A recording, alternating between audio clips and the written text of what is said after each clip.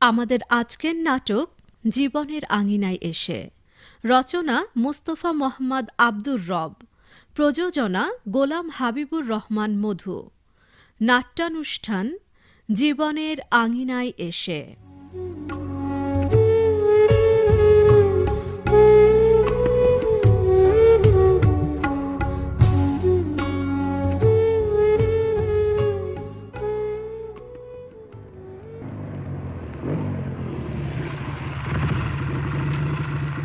আমরা এসে গেছি ম্যাডাম। এই বাড়িটাই আমাদের, মানে বকুলতলি গ্রাম সহ আশেপাশের ৮-১০টা গ্রামের ছোট থেকে বড় সব মানুষের ডাক্তার বাবার বাড়ি। এখন তাকে পাওয়া যাবে না, কোথাও কোনো রোগী দেখতে গেছেন হয়তো। তবে ওই যে বাড়ির সঙ্গে যে ওষুধের দোকানটা দেখছেন, ওখানে তার এক মেয়ে আর আমাদের প্রিয় আলী ভাইকে পাবেন। আপনি নতুন মানুষ, আসেন। ব্যাগটা আমি নিচ্ছি, আপনাকে ওদের কাছে দিয়ে আসি। আসেন। আলী ভাই, ম্যাডাম ডাক্তার বাবার কাছে এসেছেন, অনেক দূর থেকে এসেছেন। আমি মিতু, ডাক্তার বাবা আমার বড় বাবু। আলী ভাই, ওনাকে বসিয়ে আসছি আমি। আসেন। ব্যাগটা আমি দিয়ে আসছি আপা। ভাড়া পেয়েছো নাদের? আমি দিচ্ছি, নাও। না না, ইয়ে আপা। ঠিক আছে নাদের, নাও। ইনি যখন ভাড়াটা দিচ্ছেন, পরিচয় তো নেই, তাই ঝগড়াটাও করতে পারছি না। আমি তো ওকে স্টেশন থেকে নিয়ে এসেছি। আপনি বসেন, ওই যে বাথরুম, হাত মুখ ধুয়ে নেন, আমি চা দিতে বলছি। নাকি ঠান্ডা? না না, চা হলেই চলবে, তবে চিনি চলবে না। ইয়ে, না মানে কোনো ট্যাবলেটও না? না। আপনি বসেন, বড়বাবু এসে পড়বেন। আপা আমি। হ্যাঁ, তুমি এসো। জি। আপনার চা আসছে, ততক্ষণে বিস্কিট। না না, চিনি বিস্কিট না, নোনতা। আর এই যে পানি, ফোঁটা তিনেক লেবুর রস দিয়েছি, আপনি খান। আমি একটু দোকানে যাচ্ছি, আলী ভাই একা পেরে ওঠেন না তো, বড়বাবু এসে যাবেন। আপনি চেনেন তো ওকে? হ্যাঁ, তবে ৩০ বছর দেখিনি। আমাকেও উনি ৩০ বছর দেখেননি। ও মা, তাতে কি হলো, বড়বাবু এলেই দেখে নেবেন, আর উনিও আপনাকে দেখবেন।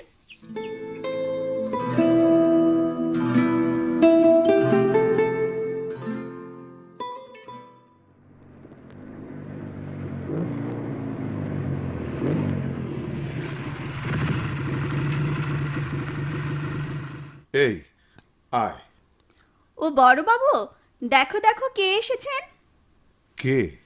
আমি তো বাবু চিনতে পারিনি, দেখিওনি কোনোদিন। এই হনুমানটাকে ওষুধ দিয়ে দে, টাকা নিস না। আমাকে 2টো কুমড়ো জোর করে দিয়েছে, এই যে ব্যাগের মধ্যে আছে। ওষুধগুলো ভালো করে বুঝিয়ে দিস ওকে। আচ্ছা। দেখি কে এলো।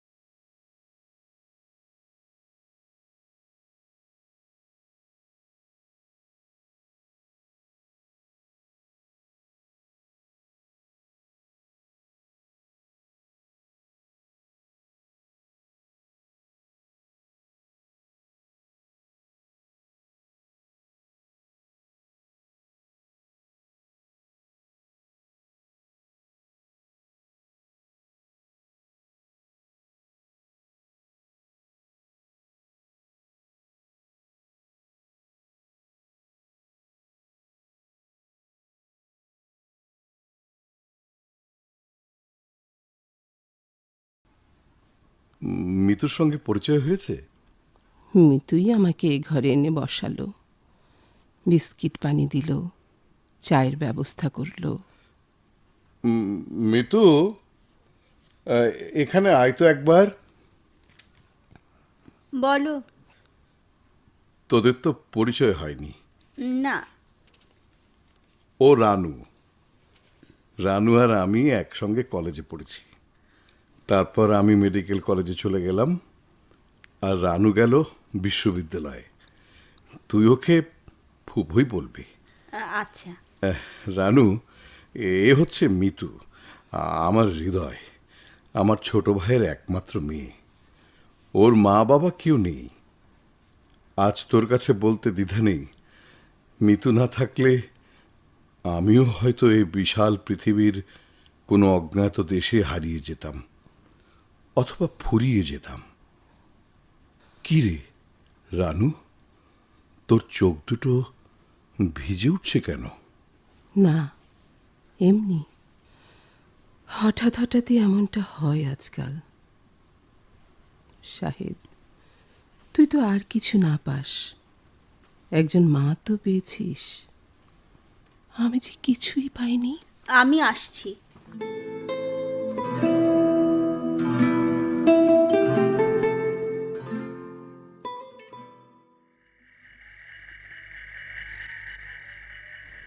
বড়বাবু, রাত 2টোর মধ্যেই শুতে যেও কিন্তু। ফুপুমা অনেক দূর থেকে এসেছো। আমি বুঝতে পারছি তোমাদের অনেক কথা জমে আছে। কথা বলার, কথা শোনার বেশ সময় পাবে তোমরা। ও বড়বাবু, চা পানি সব রেখে গেলাম। আমার খুব ঘুম পাচ্ছে। তুই যা। একবার ভেবে দেখ রানু, মিতু না থাকলে এই শাসনটা কে করত? এবার বলতো, আমার ঠিকানাটা পেলি কোথায়? ওই যে নাসিম ভাই। হ্যাঁ, নাসিম, বড় ঠিকাদার। ঢাকায় আমার সঙ্গে দেখা। আমার পেনশনের টাকার জন্য মাঝে মধ্যেই যেতাম ঢাকায়। ওর চেষ্টাতেই তাড়াতাড়ি টাকাটা পেয়ে যাই, ওর কাছেই তোর ঠিকানাটাও পাই। অনেক টাকা হয়েছে ওর, কিন্তু মানুষটা বদলায়নি, আগের মতোই আছে। আমিও তাই দেখেছি। এবার বল, কি? অনেক কথাই তো জমে আছে তোর। হ্যাঁ শাহেদ, অনেক কথা বলার আছে, অনেক অনেক কথা। তুই তো জানিস আমার যত কথা তোকে ছাড়া আর কাকেই বা বলা যায়, আর শুনবেই বা কে? আর তোকেই আমি সবচেয়ে বেশি কষ্ট দিয়েছি। সে কষ্টের তো পরিমাপ করা যায় না। আমিও কষ্ট পেয়েছি শাহেদ, তোকে বোঝাতে পারবো না আমি কিভাবে নিজের আগুনে নিজেই পুড়েছি। প্রতিটি দিন, প্রতিটি রাত মাঝে মধ্যে মনে হতো আমি বুঝি পাগল হয়ে যাব। রানু, জীবনের খাতায় জীবনের হিসেব খুব সহজেই কি মেলে? মেলে না। আবার কখনো কখনো মিলে যায়, তবে ফাঁক একটা থেকেই যায়। তাই তো মানুষকে এত দুঃখ, কষ্ট আর যন্ত্রণার পথ বেয়েই মৃত্যুর দিকে এগিয়ে যেতে হয়। এর ভেতরেই মানুষ আশা নিয়ে বাঁচে, আশা নিয়ে ভাবে, আশা নিয়ে স্বপ্ন দেখে। তাই বোধ হয় বুকের ভেতর এত কষ্ট পুষে নিয়ে বেঁচে আছি। হ্যাঁ, তোর ভাই বোনরা? ভাই বোন, হ্যাঁ ভাই বোনই তো, একই বাবা মার সন্তান আমরা। শাহেদ, পেনশনের টাকাটা দিয়ে আমি বাবার সেই ভাঙাচোরা বাড়িটা নতুন করে করেছিলাম। বোনদের বিয়ে দিতেই তো বাবার রেখে যাওয়া 3 বিঘে জমি বিক্রি করতে হয়েছিল। থাকবার মধ্যে ওই বাড়ির ভিটেটাই ছিল। ভাই বোন বাড়ির ভিটেটা ভাগ করতে গিয়ে আমার ভাগে দিল 1 চিলতে জমি, যেখানে কোনো ঘর ছিল না। আমি যে ঘরটায় ছিলাম সেটা এক ভাইয়ের ভাগে পড়ল। শাহেদ, আমার আশ্রয়টুকুও হারাতে হলো।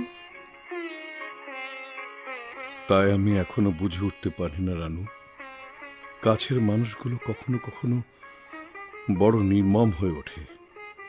কেন যে এমনটা হয়, জীবনকে জীবনের নিভৃত ভালোবাসায় কেন যে আমরা পূর্ণ করে তুলতে পারি না? পারলে কতটুকুই বা ক্ষতি হতো।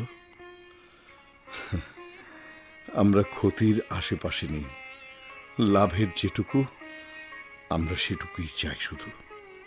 তবে কি বলবো, এটাই জীবন। তাহলে রানু, মৃত্যুকে কি দিয়ে বিচার করব?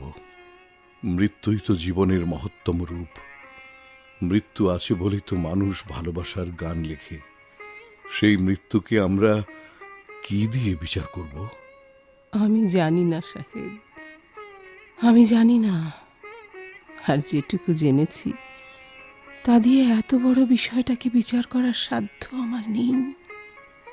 আমার মনে হয় বড় বড় কবিরাও, যারা মৃত্যুকে ভালোবেসে কালজয়ী হয়েছেন, তারাও আমারই মতো অক্ষমতা প্রকাশ করবেন। তাই বোধ হয় তুই মরতে পারলি না, আমিও মরতে পারলাম না। আমরা বেঁচে আছি কি? আমরা মরেও তো যাইনি রানু। এই বেঁচে থাকা না থাকা আর মরে যাওয়া না যাওয়া, অত ভেবে কি হবে শাহেদ? কি লাভ? তারপরও তো আমরা ভাবি রানু, ভাবতে চেষ্টা করি। রানু, চা খাবি? হ্যাঁ, তাহলে বানিয়ে নে, আমাকেও দে। ও যে দেখ, ফ্লাস্কে দুধ চা আর পটে চিনি রেখে গেছে মিতু।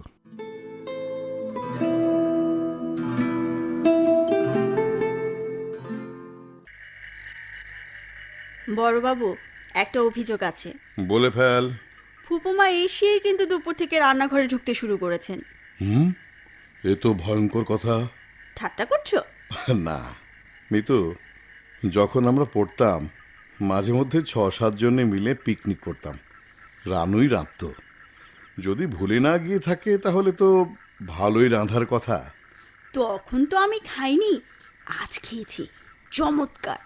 তাহলে পরীক্ষায় রানু পাশ করেছে? মিতু, মিতু, রানুর জীবনটা এমনভাবে কেটেছে যেটা তুই ভাবতেও পারবি না। এখানে যে কদিন থাকবে ওর মতোই থাকতে দে। ও যা করে সুখ পায় পেতে দে। ঠিক আছে, তুমি যা বলছো তাই হবে। এসো, খাবে এসো। রানু কই? পড়ার ঘরে। যা, টেনে তুলে নিয়ে আয়। পছন্দের বই পেয়ে গেলে শেষ না করে উঠবে না। জানি না অভ্যেসটা আগের মতো আছে কিনা। তুমি ওঠো তো আগে, ওনাকে আমি ধরে আনছি।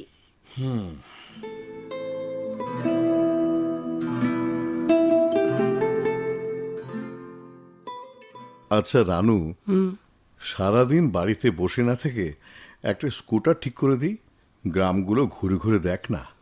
আমি নাদেরকে বলে দেব, যদিও স্কুটার চালায়, লেখাপড়া জানি, বিএ পাস। বলে দিস, আমি তো শহরের মানুষ নই। তুই যখন বলছিস, ঘুরে আসবো একদিন। তোর ভালো লাগবে। মাইলের পর মাইল জুড়ে বকুল গাছের সারি। হাজি দানিশ নিজ হাতে এসব গাছ লাগিয়েছেন। এখনো প্রতি বছর 200-300 করে বকুল গাছ লাগান। ওর বড় মেয়ের নাম ছিল বকুল, ক্যান্সারে মারা যায়। তার নামেই গ্রামের নাম হয়েছে বকুলতলি। কিছু ভাবছিস? হ্যাঁ, ভাবছি তো। আচ্ছা শাহেদ, মিতুর বিয়ে দিসনি কেন? বয়স তো পার হয়ে যাচ্ছে। মিতুর বিয়ে? কেন? সে যে অনেক কথা রে, সিনেমার মতো কাহিনী। ওর বয়স যখন 10 বছর, তখন ওর পেটে অদ্ভুত আকারের টিউমার ধরা পড়ে। Spiral tumour. পেঁচিয়ে পেঁচিয়ে পেটের প্রায় অর্ধেকটা দখল করে ফেলেছে। ঢাকায় অপারেশনের ঝুঁকি কেউ নিতে চাইলেন না। আমার পরিচিত 2জন সার্জন সিঙ্গাপুর যাওয়ার পরামর্শ দিলেন। বাবার রেখে যাওয়া বাড়িটা বিক্রি করে দিলাম। ছুটি নিলাম 3 মাসের। তারপর সিঙ্গাপুর। দুদিন পরে হাসপাতালে ঢুকতে যাচ্ছি, এমন সময় আমাকে জড়িয়ে ধরলেন একজন। আমি চমকে উঠেছিলাম। ভালো করে তাকিয়ে দেখি আমারই এক বন্ধু, জুরিখে একই সঙ্গে ছিলাম, মালয়েশিয়ান। ও সার্জিক্যালে, আমি ছিলাম মেডিসিনে। সব কিছু শুনলেন। মিতুর সঙ্গে বাংলায় অনেকক্ষণ কথা বললেন। তারপর আমাদের হোটেল থেকে ওর বাসায় নিয়ে গেলেন। হাসপাতালের খুব কাছেই বাসা ওদের। এমন কিছু ঘটনা এখনো ঘটে যা অবাস্তবকেও হার মানিয়ে দেয়। ওনার স্ত্রীও খুব চমৎকার মানুষ। আমার এখানে দুজনেই 3 বার এসেছেন। তারপর হাসপাতালে ভর্তি, নানা ধরনের পরীক্ষা নিরীক্ষা, ঢাকার রিপোর্টগুলোর সঙ্গে মিলিয়ে দেখা, এসব করতেই প্রায় 1 মাস পেরিয়ে গেল। তারপর সিদ্ধান্ত হলো অপারেশন করা হবে। তবে একবার নয়, 3 অথবা 4 বারে। এ ধরনের টিউমার লাখে 2-1টা ধরা পড়ে। অপারেশনের আগে ওকে আমার আর্থিক সঙ্গতির কথা বললাম। উনি শুনলেন, হাসলেন। চমৎকার হাসি।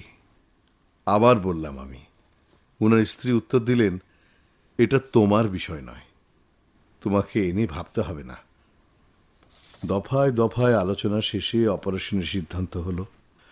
মোট 5 বার কাটাছেঁড়া করে শেকড় শুদ্ধ টিউমারটা বের করে আনা হলো। মিতুর জরাও নেই একটা ওভারি, একটা কিডনিও কাটা পড়ল। পুরো পেট জুড়ে 9.5 ফিট কৃত্রিম নাড়ি সংযোজন করতে হলো। রানু, মিতুর পক্ষে বিয়ে করা সম্ভব নয় রে। জীবনের এই অবস্থা মিতুও মেনে নিয়েছে, আমিও মেনে নিয়েছি।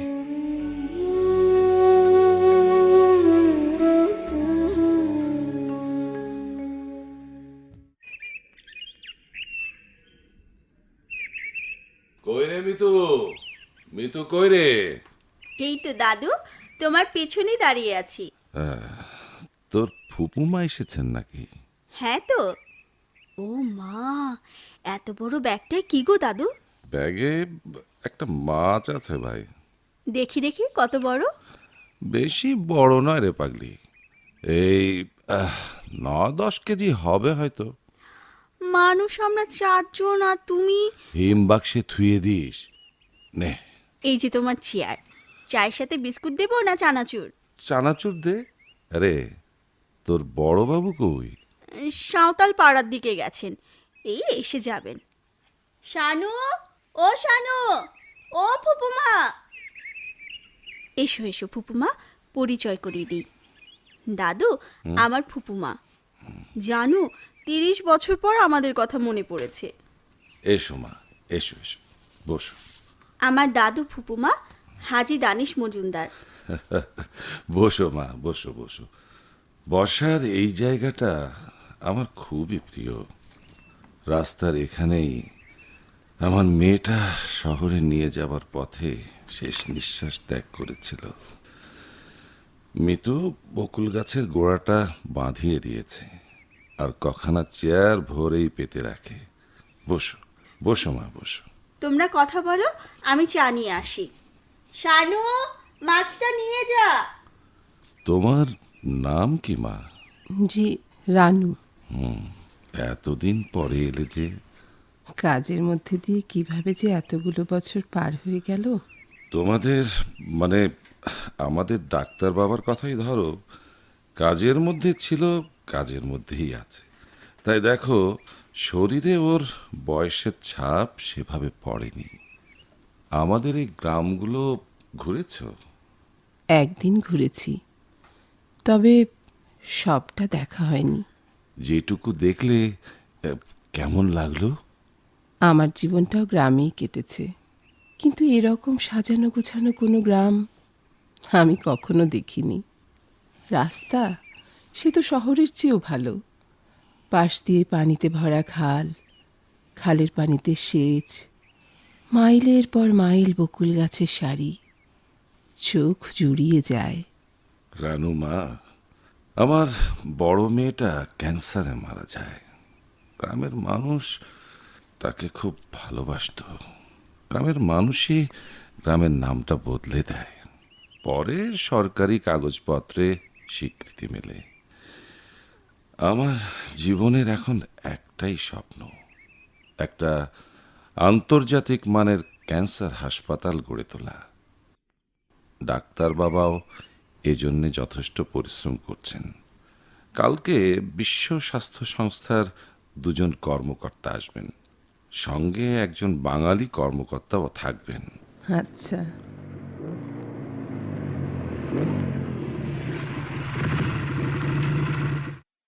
আসসালামু আলাইকুম। ওয়ালাইকুম আসসালাম। বসো ডাক্তার বাবা। শানু, আমাকে পানি দে। মিতু, একটু চা দে তো মা। হ্যাঁ হাজি সাহেব, বলেন। আগামী কালকেই বিশ্ব স্বাস্থ্য সংস্থার কর্মকর্তারা আসছেন। ছোট জামাই রাতেই ফোন করেছিল। তাহলে তো স্টেশনে। গাড়ি তো আছেই, স্টেশনে যাব তুমি আর আমি। আচ্ছা ডাক্তার বাবা, ধরো ওরা মুখ ফিরিয়ে নিল, তখন কি হবে? কুয়েত আর সৌদি আরবে 5 জন ডোনার আমি খুঁজে পেয়েছি। প্রাথমিক কথাবার্তাও হয়েছে, চেষ্টা চলছে আগামী মাসে ওদের এখানে নিয়ে আসার। এত বড় একটা খবর আমাকে দাওনি ডাক্তার বাবা? ফেরার পথে রহমতের দোকানে যখন চা খাচ্ছিলাম তখনই মোবাইলে খবরটা পেলাম হাজি সাহেব। কি উঠছিস যে রানু? হাজি সাহেব বিরাট একটা মাছ নিয়ে এসেছেন। মাছটা রাঁধার লোভ সামলাতে পারছি না। হাজি সাহেব, আমার একটা আবদার রাখবেন? আবদার? হ্যাঁ, বুঝতে পারছি। দুপুরে খাওয়ার কথা বলবে তো? জি। খেলে খুশি হবে। সে তো হবই। মিতুকে বলো বাড়িতে ফোন করে দিতে। হ্যাঁ, এবার বলো। শুরুতেই যেসব যন্ত্রপাতি দরকার সেগুলো ওরা একবারেই দিয়ে দেবেন। এরপর তারা টেকনিশিয়ান এবং প্যাথোলজিস্টদের 6 মাসের প্রশিক্ষণ দেবেন। তারপর প্রতি বছর বছর তারা আরও যন্ত্রপাতি পাঠাবেন। প্রশিক্ষণ কর্মসূচি তো আছেই। যদি আমরা ওদের বোঝাতে পারি আর যদি ওরা বোঝেন, তাহলে 10 বছরের দায়িত্বটাও তারা নিজের হাতে নেবেন। হাজি সাহেব। হ্যাঁ, আমি শুনছি ডাক্তার বাবা, আমি শুনছি।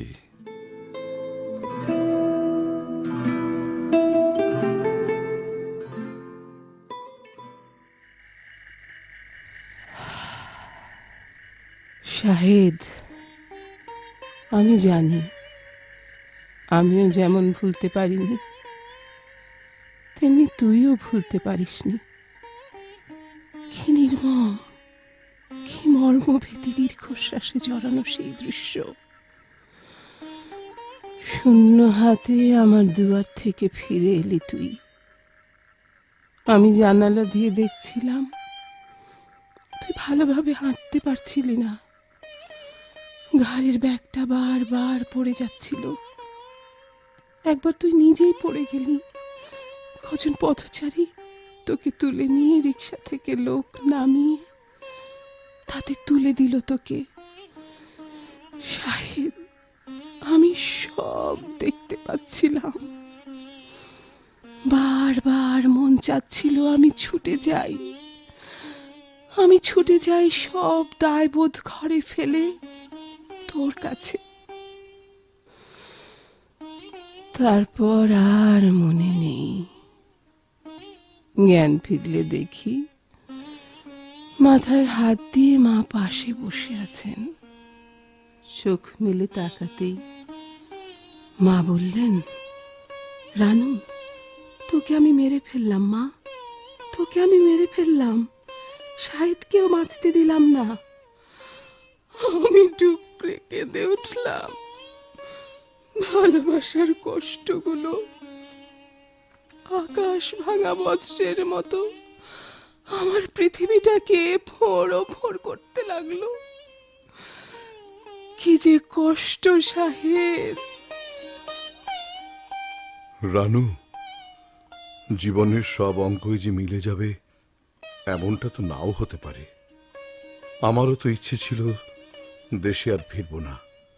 পরপর 3টে কোর্স সম্পন্ন করার পর প্রস্তাব পেয়েছিলাম, অনেক টাকা বেতন। কিন্তু দেখ, শেষ পর্যন্ত দেশে ফিরে এলাম। সরকারি চাকরি একটা পেলাম বটে, কিন্তু ওরকমটা তো হলো না। তবুও ভালোই ছিলাম, কিন্তু মিতুর চিকিৎসার জন্য সময় বেশি লেগেছিল বলে চাকরিতে টানাপোড়েন শুরু হয়। শেষ পর্যন্ত ঢাকা ছেড়ে চলে আসতে হলো এই বকুলতলি হেলথ কমপ্লেক্সে। অবসর নেবার পর ভেবেছিলাম ঢাকাতেই ফিরে যাব। কথাও বলেছিলাম কয়েকটা ক্লিনিকের সঙ্গে, কিন্তু যাওয়া হলো না। এই হাজী সাহেব পুরো গ্রাম নিয়ে আমার বাসায় এলেন। আমি বাইরে এলাম। হাজার হাজার মানুষ হাত জোর করে দাঁড়িয়ে আছে। হাজী সাহেব কাছে এসে বললেন, ডাক্তার বাবা, তোমার এই সন্তানদের এতিম করে তুমি কোথায় যাবে? এখানে ডাক্তার এসেছেন, ডাক্তার চলেও গেছেন, ডাক্তার বাবা তো কেউ আসেননি। তুমি এলে, ডাক্তার থেকে ডাক্তার বাবা হয়ে গেলে। কোনো বাবা কি ছেলেদের এতিম করে চলে যেতে পারে? যে স্বপ্ন আমি বুকের ভেতর লালন করে চলেছি, একটা ক্যান্সার হাসপাতাল, তুমি চলে গেলে কে আমাকে সাহায্য করবে? দেখো, এতে সবার চোখে পানি। তুমি কজন আর চোখের পানি মুছিয়ে দেবে? ওই দেখো, আরো মানুষ আসছে, নারী পুরুষ শিশু সবাই আসছে। রানু, তুই কাঁদছিস? প্রেম শূন্য পৃথিবীতে, শূন্য হৃদয়ে তুই ছুটে বেরিয়েছিস। তুই কি ভাবতে পেরেছিলি বকুলতলির নিখাদ ভালোবাসা তোর শূন্যতাকে ভরিয়ে দেবে? ভাবতে পেরেছিলি কি হাজার হাজার মানুষের চোখের পানি তোর আকণ্ঠ তৃষ্ণা মিটিয়ে দেবে? আমার হিসেব মেলেনি শাহেদ, কিন্তু তোর হিসেব তো মিলে গেছে। এই প্রেম কজনের ভাগ্যে জোটে রে? আমি তোকে শূন্য হাতে ফিরিয়ে দিয়েছি, কিন্তু বকুলতলির মানুষ তো তোকে দুহাত উজাড় করে দিয়েছে। আমি তোকে কতটুকুই বা ভালোবাসতে পেরেছি? মিতুকে যে মেয়েটা মানুষ করেছিল, তার একটা বোবা মেয়ে ছিল, 10-11 বছর বয়স। তাকিয়ে দেখি আমার সামনে এক মুঠো বকুল ফুল নিয়ে দাঁড়িয়ে আছে। তার চোখ দিয়ে স্রোতের মতো অশ্রু পড়ছে। রানু, তোকে হারানোর পর আমি কতদিন কাঁদতে চেয়েছি, কিন্তু পারিনি। কষ্টগুলো যেন বুকের ভেতর জমে জমে চৈত্রের পৃথিবী হয়ে গিয়েছিল। ওই বোবা মেয়েটার চোখের পানি আমাকে বৃষ্টির মতো ভিজিয়ে দিল। জানি না আমি কাঁদছিলাম কিনা, তবে চিৎকার করে বলছিলাম, আমি যাব না, আমি যাব না। নতুন ডাক্তার এলো। হাজী সাহেব আমাকে আর মিতুকে নিয়ে গেলেন।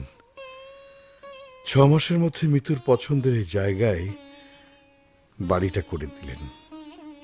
আমি বারবার তোর কাছে যেতে চেয়েছি রানু, কিন্তু পারিনি। তোর সমাজ সংসার আমাকে বারবার ফিরিয়ে দিয়েছে। আমি তো তোর কাছে এসেছি, আমি তো তোর সমাজ সংসারের ভয় করিনি শাহেদ। আমার তো সমাজও নেই, সংসারও নেই। তাছাড়া তোর সাহস আছে, আমার সাহস নেই। আমি জানি না এখানে আসাটা আমার সাহস কিনা। অনেক দীনতা নিয়ে এখানে এসেছি আমি। আমার সমাজ সংসারের নির্মম অবহেলায় শুধুমাত্র একটা বিশ্বাসী আমার বেঁচে ছিল, সে তুই শাহেদ, সে তুই। আমার জীবনের অনেক কিছু আমি হারিয়েছি, শুধু এই বিশ্বাসটুকু হারাতে দিইনি। আমার জীবনের শেষ ভিক্ষেটুকু তুই দিবি। আমি তোকে শূন্য হাত ফিরিয়ে দিয়েছিলাম, কিন্তু তুই তা পারবি না। আমাকে ফিরিয়ে দিলে সত্যি তুই মরে যাবি। মৃত্যু শুধু জীবনের নয়, দেহেরও। আমি পাষাণ হতে পেরেছিলাম, তুই তা পারবি না। তাই তো নিশ্চিন্ত মনে মৃত্যুর হাত ধরে বসবার ঘরে গিয়ে বসতে পেরেছিলাম। জানি না সেদিন মৃত্যু দেখেছিল কিনা। আমার দু চোখ ভরে শুধু নামছিল বৃষ্টির ধারা।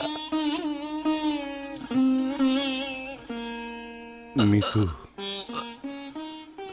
মিতু তো আর ছোটটি নেই, অনেক বড় হয়েছে।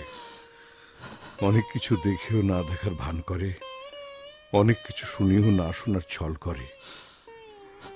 বলতে পারি না তোর চোখের পানি সেদিন দেখেছি কি দেখিনি। রাত অনেক হয়েছে, যা শুতে যা, কাল সকালে বেরোতে হবে। উঠি।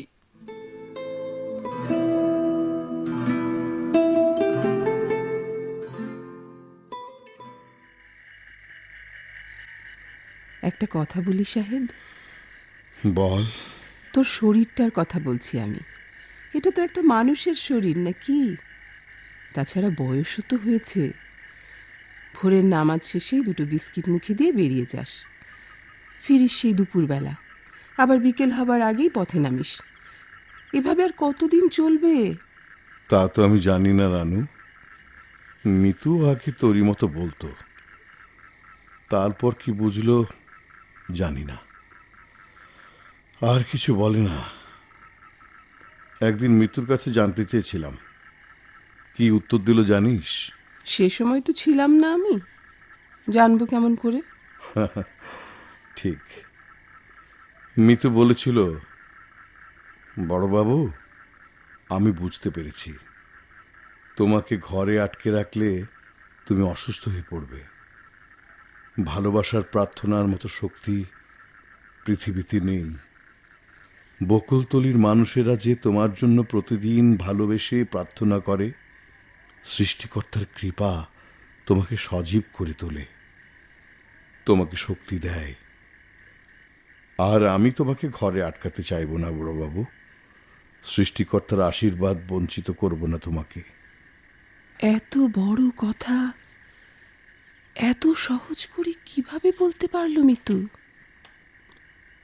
আমি জানি না রানু। তুই কত বড় ভাগ্যবান, কত বড় ভাগ্যবান তুই। জীবনে যা তুই হারিয়েছিস তার চেয়ে কত যে বেশি তুই পেয়েছিস। এখানে না এলে দেখতেই পেতাম না আমি। ভাবতে বসিস নে আবার আমি তোকে হিংসে করছি। কি করে বলতে পারলি তুই? তুই তো ভালো করেই জানিস, তোর সম্পর্কে এ ধরনের ভাবনা আমার মনে আসতেই পারে না। অতটা ভেবে বলিনি আমি শাহেদ। ও ভালো কথা, মিতু বলছিল ফুপুমা যেন যাবার কথা না বলেন। বলে দিও তুমি, তোমাদের কথা শেষ হলে আমার জমানো কথা বলবো আমি। আবারও বলছি তোকে, আমি যাব এরকম কোনো কথা মিতুকে বলিস না তুই, তাহলে তুল কালাম বাঁধিয়ে দেবে। একবার রেগে গেলে ওকে শান্ত করা খুব মুশকিল হয়ে যায়। হাজী সাহেবের দ্বিতীয় স্ত্রী না এলে মিতুকে শান্ত করাই যাবে না। আমাদের কথা শেষ হলে মিতু ওর কথা বলবে। কি কথা বলবে রে মিতু? কি কথা বলার আছে ওর? কি কথা? আমি জানি না।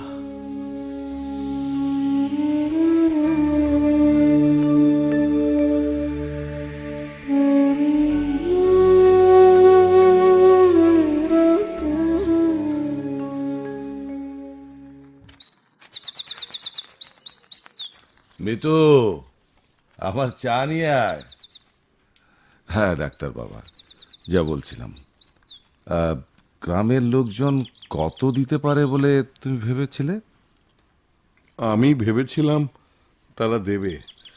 আপনার ডাক শুনে কেউ শূন্য হাতে আসবে আমি তো ভাবতেই পারি না। ডাক্তার বাবা, 10 টাকার নোট একটাও পাইনি। 20 টাকা, 50 টাকা, 100, 500, 1000, 7,14,320 টাকা। আশা করছি 6 মাসে 1,50,000 টাকা আসবে। আমার দিঘি শেষ পর্যন্ত 10 বছরের লিজ থেকে আসছে 80 লাখ টাকা। ইটভাটার 3 মালিক এসেছিল কাল রাতে। আমি চাইনি কিছু, ওরাই বলেছে 3 জনে মিলে 90,000 ইট দেবে। তাহলে ডাক্তার বাবা, এতে করে হাসপাতাল ভবন, ডাক্তারদের বাসা, সাধারণ কর্মচারীদের বাসা, নার্সদের একটা কোয়ার্টার, প্যাথোলজি ভবন। ডাক্তার বাবা, আর একটা কথা ভাবছি আমি। বলেন।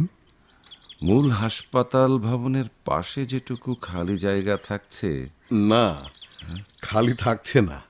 তবে ওখানে একটা 4 তলা ভবন হবে। ওখানে থাকবে একটা গাইনি ওয়ার্ড, একটা মেল ওয়ার্ড, একটা শিশু ওয়ার্ড। আমি সে কথাই তো বলতে চাচ্ছিলাম। গত পরশু ইঞ্জিনিয়ার সাহেবকে বলে দিয়েছি প্ল্যানটা করতে। ক্যান্সার হাসপাতালের সীমানা প্রাচীরের উত্তর পাশে ওই ভবনটা হবে। আর যেটুকু জায়গা তারপরও খালি থাকছে, ওখানে 6টা বকুল গাছ লাগানো হবে। তোমাদের চা দাদু। আর শোনো, হুট করে চলে যেও না কিন্তু। ফুপুমা ডালপুরি ভাবছেন, খেয়ে তবেই যাবে। ডাক্তার বাবা, আমার মুখের কথাগুলো এভাবে তোমার মুখে কি করে আসে বলো তো? তা তো আমি জানি না হাজি সাহেব। এর উত্তরটা আমার কাছে আছে দাদু। বল দেখি ভাই। অনেক মানুষের সঙ্গে অনেক মানুষের অন্তর্লিখনের কিছু কিছু মিল আছে। এই মিল আছে বলে জীবনের সঙ্গে সৃষ্টির, সৃষ্টির সঙ্গে জীবনের সমন্বয় সম্ভব হয়ে ওঠে। আজ তুমি যা ভাবছো, বড়বাবু হয়তো সেটা আগামীকাল ভাববেন।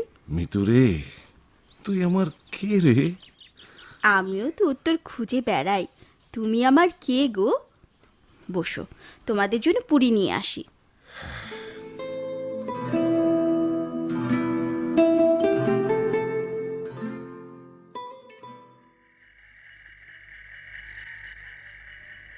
আজ সারা দিন আমি হাজি সাহেবের কথা ভেবেছি।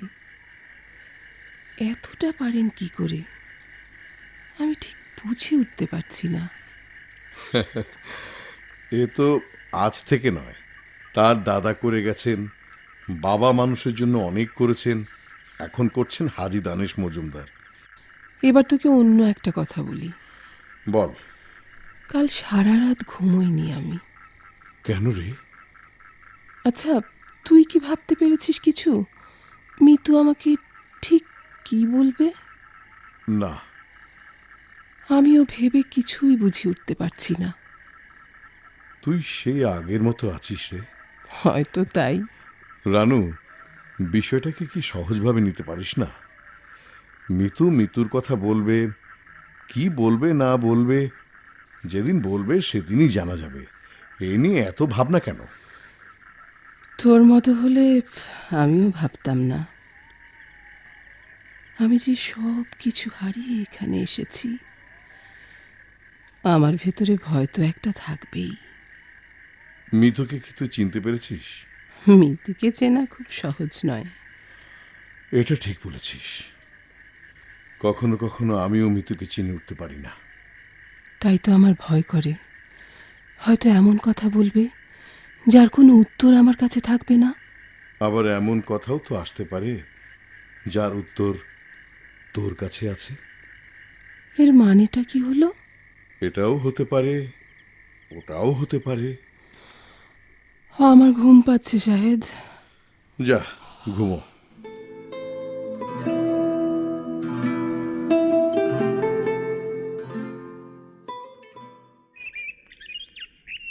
ফুপুমা, বল। আজ 15 দিন হলো বড়বাবু আর তোমার কথা বলা কি শেষ হয়েছে? মানুষের কথা বলা কি কখনো শেষ হয় মিতু? আমি জানি, মানুষেরা মৃত্যুর আগ পর্যন্ত কথা বলে যেতে চায়। আমি কি সেভাবে বলেছি? আচ্ছা ফুপুমা, হুম, আমাকে কি খুবই ছোট বলে মনে হয়? কি মনে হয় তোমার? আমি এখনো কথা বলতে শিখিনি? তা কেন মনে হবে? আমি তোমাকে সোজা একটা কথা জিজ্ঞেস করেছি, 30 বছরের কথা। আমি জানি 15 দিনই বলা হয়ে ওঠে না, হয়তো আগামী 30 বছরেও যদি তোমরা ততদিন বেঁচে থাকো শেষ হবে না। কথা দ্রুতই জন্ম নিতে থাকে, কিন্তু মরে না। কথার মৃত্যু নেই। দেহের মৃত্যুর পরও কথা বেঁচে থাকে। তুই আমাকে কিছু বলতে চাস? শাহিদ বলেছে আমাকে। তুমি কি আমাকে ভয় করতে শুরু করেছো? না, ভয় করতে শুরু করব কেন? তাহলে ছোট্ট একটা কথা বলবে? কি? যেদিন তুমি এখানে এলে, আমি তোমাকে বসবার ঘরে নিয়ে গিয়ে বসালাম, বিস্কুট আর পানি এনে দিলাম। তোমার কি মনে হয় তোমার চোখের পানি আমি দেখিনি সেদিন? ফুপুমা, তুমি তো তখন থেকেই তোমার অতীতকে আমার সামনে মেলে ধরেছিলে। তোমার সেই অতীত, বড়বাবু সেই অতীত, যে অতীত নির্মম বেদনায় বৃক্ষশূন্য প্রান্তরের মতো 30টা বছর ধরে জীবনের আঙিনায় পড়ে আছে। কি মর্মবিধি দীর্ঘশ্বাস। আকাশে মেঘ নেই, মাটিতে বৃষ্টি নেই, নদী নেই, সমুদ্রের কোনো উচ্ছ্বাস নেই। ফুপুমা, কোনো কথা না বলে তুমি তো সবই বলেছ আমাকে। মিতু, মিতু অনেক বড় হয়েছে ফুপুমা, অনেক বড় হয়েছে। আমি এই বয়সে হাসপাতালে মৃত্যুর অন্ধকার দেখেছি, আবার দেখেছি জীবনের আলো। সৃষ্টিকর্তার অন্তহীন অনুগ্রহ আর ভালোবাসার কথা প্রতিদিন প্রতি রাত আমি মনে করি। ফুপুমা, চাইলে কি সব চোখকে ফাঁকি দেয়া যায়? আমারও বয়স হয়েছে মিতু। বড়বাবুরও বয়স হয়েছে, তবে এই কথা তো মানো, তুমি সাহিত্য নিয়ে পড়েছ ফুপুমা। দেহের বয়স বাড়ে, জন্ম মৃত্যু নিয়ে জীবনের বয়স বাড়ে না। সমাজ সংসারের বয়স বাড়ে, কিন্তু মানুষের বয়স বাড়ে না। তাই যদি হতো ফুপুমা, তাহলে মানুষের জন্মটাই মৃত্যুর অন্ধকারে হারিয়ে যেত। কি, আমার মুখের দিকে তাকিয়ে কি দেখছো? বড়বাবু কিন্তু আমার মুখের দিকে তাকাতে পারেন না। আমি নাকি বাবার মতো, একেবারে বাবার মতো দেখতে। মিতু, তুই? হ্যাঁ ফুপুমা, আমি যা বলতে চাই এখনো বলিনি। তোর সেই কথাটাই আমি শুনতে চাই মিতু। আর আমার কোনো ভয় নেই, দ্বিধা নেই। তুই আমার মুখের দিকে তাকিয়ে অনায়াসে বলতে পারিস, মিতু, নিজেকে নিয়ে আমি অনেক পালিয়ে বেরিয়েছি। আজ কেন যেন মনে হচ্ছে আমার পালাবার আর কোনো জায়গা নেই, পালাবার কোনো শক্তি নেই, পালাবার কোনো পথও নেই। সে আমি জানি ফুপুমা।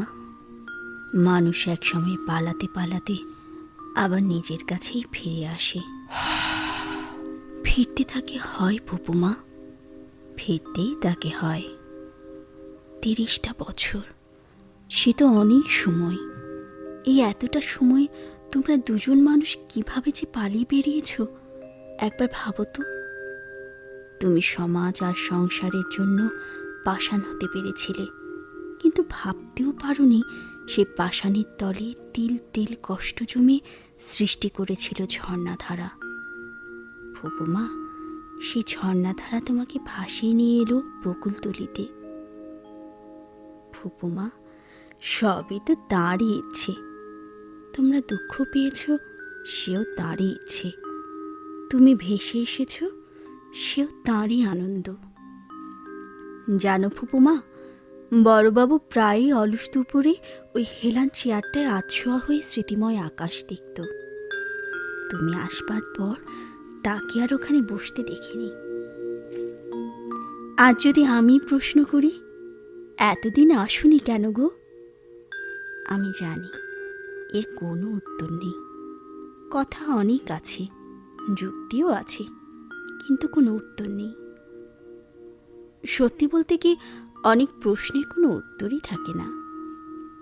তুই তো নিজে থেকে সব বুঝতে পারছিস, বলতে পারছিস সব। তাহলে আমাকে কেন প্রশ্ন করছিস?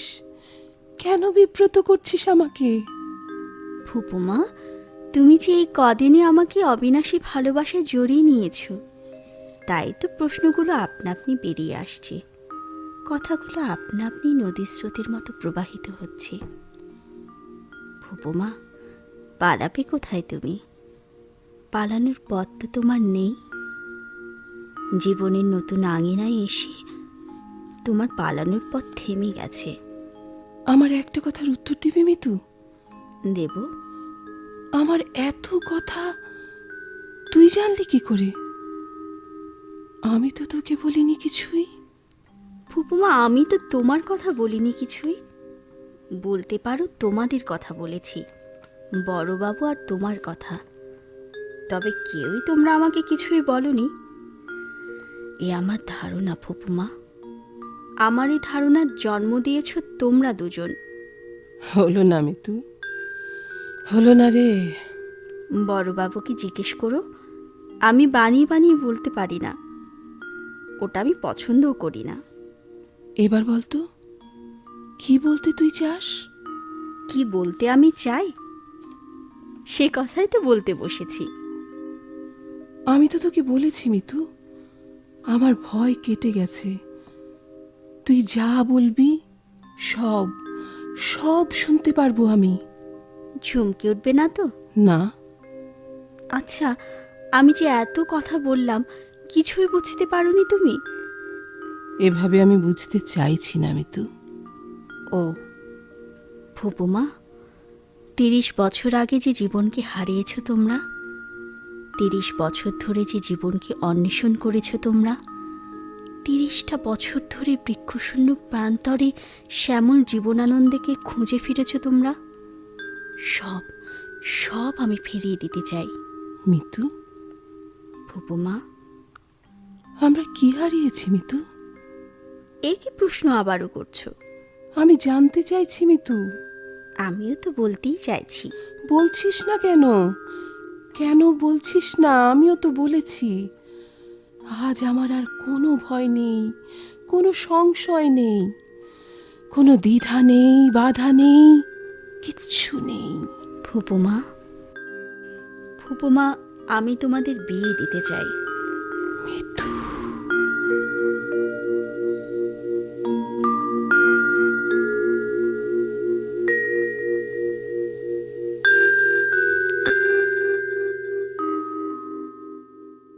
মোস্তফা মোহাম্মদ আব্দুর রব রচিত জীবনের আঙিনায় এসে নাটকের অভিনয় শুনলেন।